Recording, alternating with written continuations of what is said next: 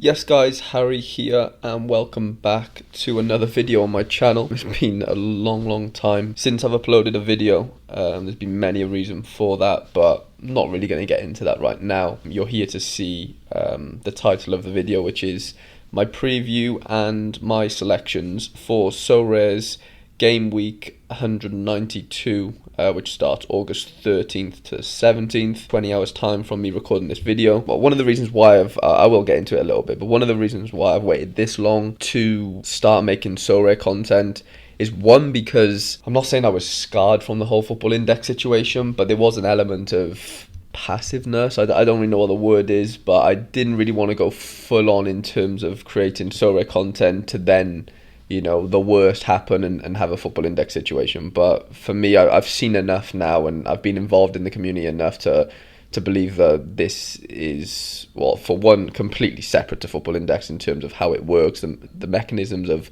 the platforms, you know, they're completely different in how they work. But yeah, I do really believe in Sorare's sort of long-term aspirations and how they'll conduct business and stuff. So I've kind of played it safe for a little while in terms of, you know, not creating content to then it be, you know, pointless in that sense. You know, like a lot of the football index stuff I've done over the last sort of year and a half. So yeah, frustrating times on that end, but you know, a new start here in terms of you know, the Sorare content that I'm going to produce, and I'm just honestly so excited to get going, to be honest. I had a really good game week, not 191, 190, which is completed.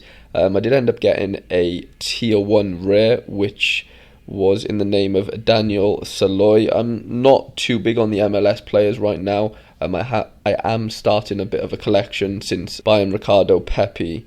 But yeah, as you can see, this guy's scores are very good. I heard he got rested for this Colorado Rapids game, so he should be back for the next. But yeah, what a reward that was, to be fair. My best since joining the platform I think I joined January 19th or 17th. I've won 2 tier 1s in that time, you know, Daniel Saloy being one of them, but he's by far the most expensive player that I've sort of won from a prize. Yeah, I didn't really have any cards in the run-in for game week 190, as you can see. Yeah, just all special training, just training my players for that. But yeah, this weekend I'm so excited for game week 192. For a long time I haven't been able to field more than 2 teams in a game week. This week I'm able to field 5, which just feels crazy, to be honest. You know, starting out in January, it's been a long old journey, even though it's only been 6 months. But I've done, you know, a tremendous amount of, you know, trading and buying cards, selling cards, whatever, to be able to, you know, field, you know, more than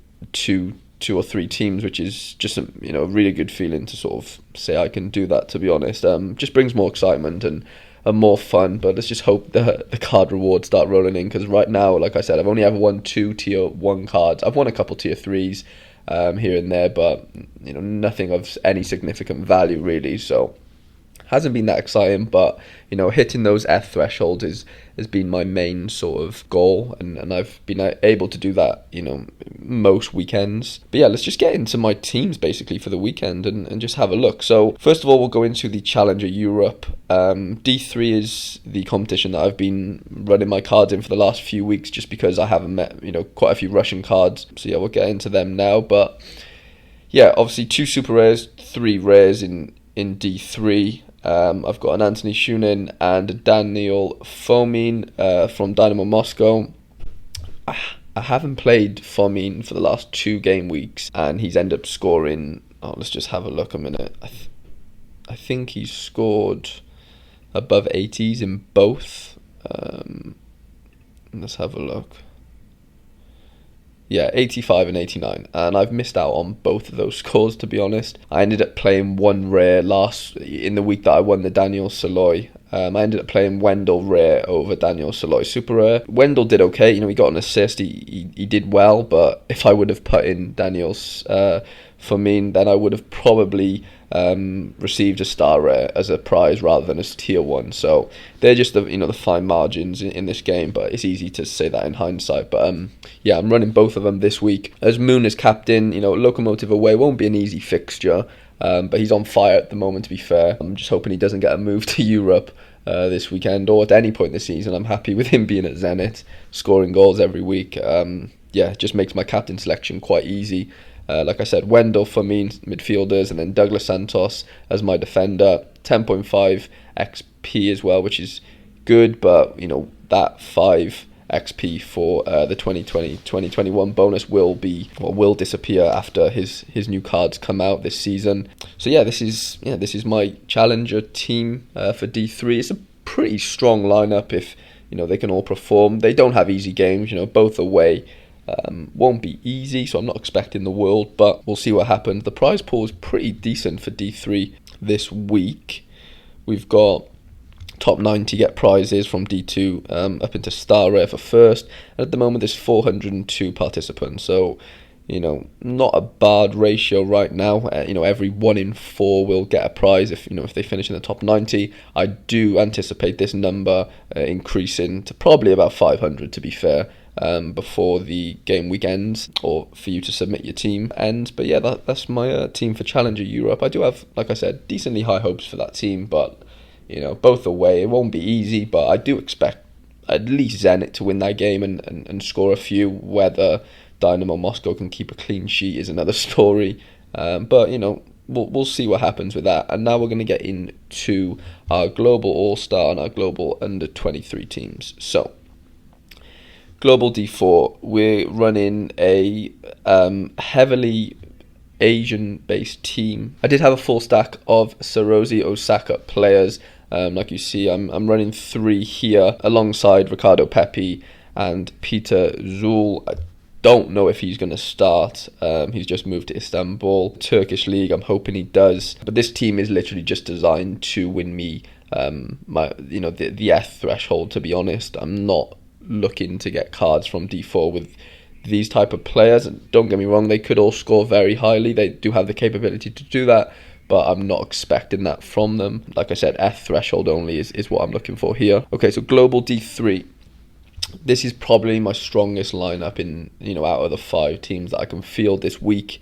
We've got a Leon stack in defence and goalkeeper, in the name of Anthony Lopez and Leo Dubois. They both had decent weeks last week. They didn't get a clean sheet, but they both ended up on roughly 55 points each, which is decent considering they never had a clean sheet. So away to Angers, not an easy fixture, but I'd like to think Leon is going to win that game. Whether they keep a clean sheet or not is hard to predict, but I'm hoping that they do. In midfield, I've got Sakamoto again away. Won't be an easy fixture, but as a player, he's been hitting real decent scores recently. I'm going him ahead of Okuno. I just feel like Sakamoto's got more of a chance of getting one of those goals or assists over Okuno, which is being played in my D4.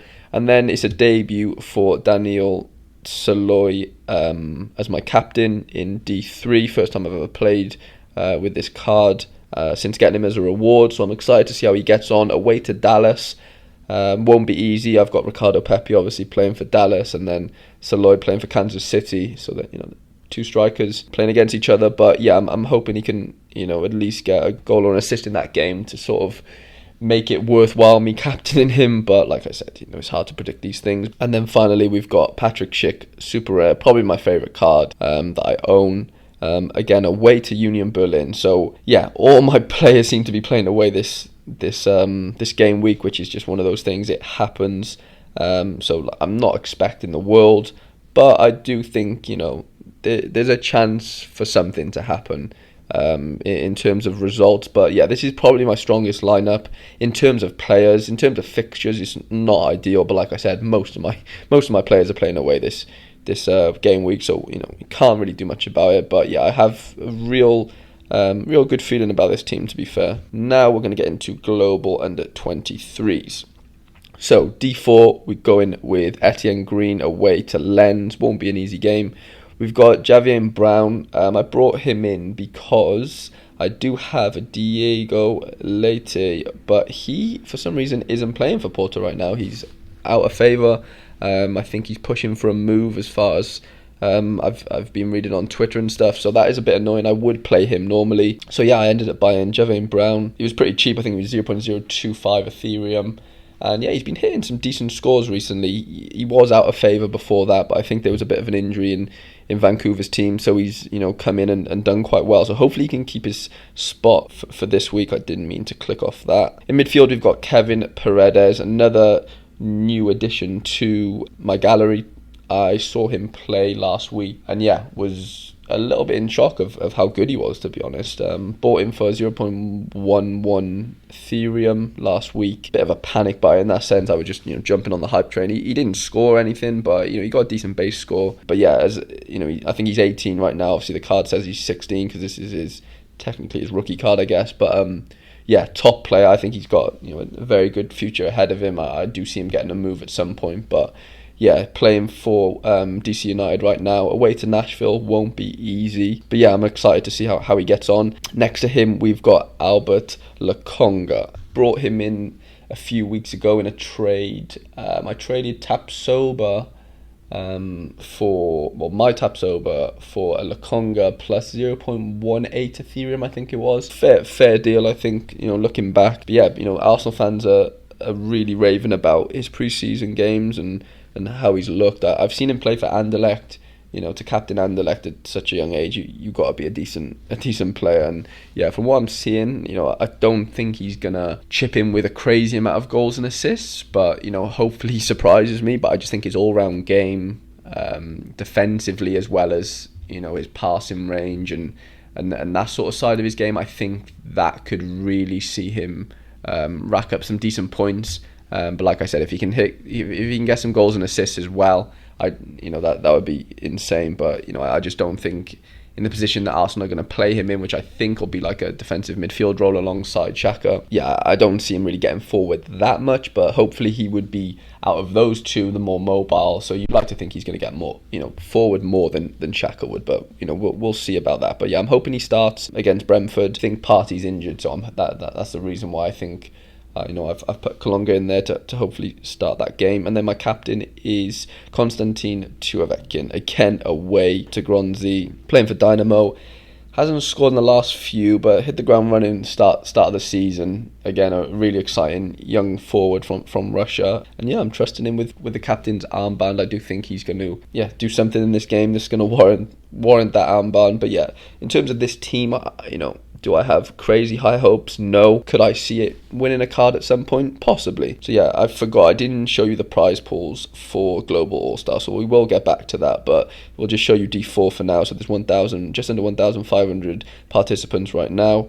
Top 216 get a card, so not a bad ratio, every 1 in 7. So yeah, decent returns in that sense. I do anticipate this growing probably to like 1,700, I'd imagine. Well, I'll show you the prize pools for D4 first. So we've got 7,000 participants right now. That'll probably grow to about maybe close to 8,000. I don't know, maybe 7,500. Top nearly 800 players will get a card, which is decent. But like I said, I'm aiming for the thresholds, to be honest, with my D4 team. But my D3 team, I do hope it does something decent in terms of card rewards. So top 149 get a card, 1,623 participants so far. So if your players play well, there is a decent chance of a card reward. And then our last team to get into is the global under 23 D3 team, which is equally up there with my global D3 team in terms of my hopes for the weekend. Obviously you can see I'm running 4 rares and 1 super rare, and that's because I do have a Zaidu Yusuf, which was useful last week. He ended up scoring a 65 without a goal or an assist in like 80 minutes, which was really, really good. And he would be playing right now, and I would move Arsene down to my D4 team, under 23 team. But since that news, apparently Zaidu Youssef wants to leave Saint Etienne. He wants more game time. To be fair, last week Gorna and another centre midfielder from Saint Etienne, I can't remember his name, they weren't available. So from what I'm gathering, Youssef doesn't think he's going to start ahead of those two players, which is fair enough.